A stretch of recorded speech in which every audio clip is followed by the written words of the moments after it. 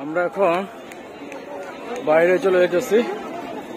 যে গেট দিয়ে ঢুকছি ঠিক তার অপোজিটে গেট দিয়ে আমরা বাইরে চলে যেতেছি, কারণ সময় নাই। হাজার হাজার মানুষ এখন বাইরে চলে যেতেছে।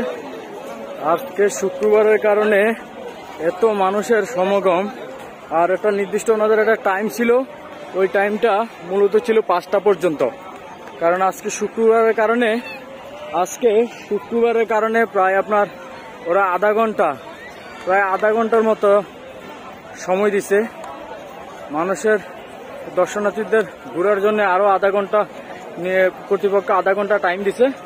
এই আধা ঘন্টার ভিতরে এখন সকলে বাইরে চলে যেতেছে, কারণ এখন যারা ঢুকতেছে আসলে তারা কতটুকু উপভোগ করতে পারবে আমার মনে হয় না, কারণ এখন সময় স্বল্পতার কারণে সবাই বাইরে চলে যেতেছে।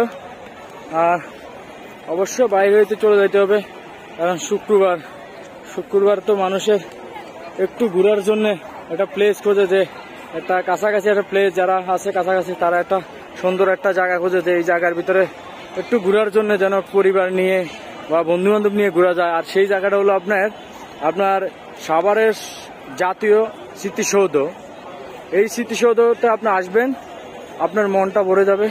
এত সুন্দর একটা প্লেস, আপনাকে ঘোরার জন্যে ফ্যামিলি এবং বিভিন্ন ব্যক্তিবর্গরা ঘোরার জন্য একটা সুন্দর একটা স্থান, যা হলো বাঙালি জাতির ইতিহাসের সেই মুক্তিযোদ্ধা এবং বেসামরিক যারা ছিলেন তাদের স্মরণে এই স্থাপনাটা নির্মাণ করেছিলেন। তাই আমি অন্তরস্থল থেকে ধন্যবাদ জানাই যে এই স্মারকটি নির্মাণ করেছেন যে স্থাপিত সৈয়দ মাইনুল হাসানকে, যে অসংখ্যভাবে আল্লাহ ওনাকে বেহেশত নসিব করুক।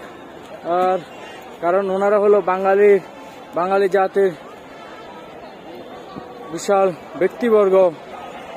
দেখেন বাইরে হয়ে যাইতেছে সকলে। আপনি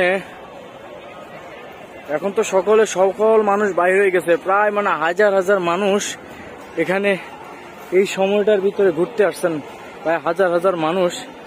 আপনি সচক্ষে না দেখলে, এখন আপনি তো ভিডিওতে দেখতেছেন, সচক্ষে আমি আসলে পুরাটা ফ্রেমে নিতে পারি নাই। এত মানুষ শুক্রবারের কারণে, এটা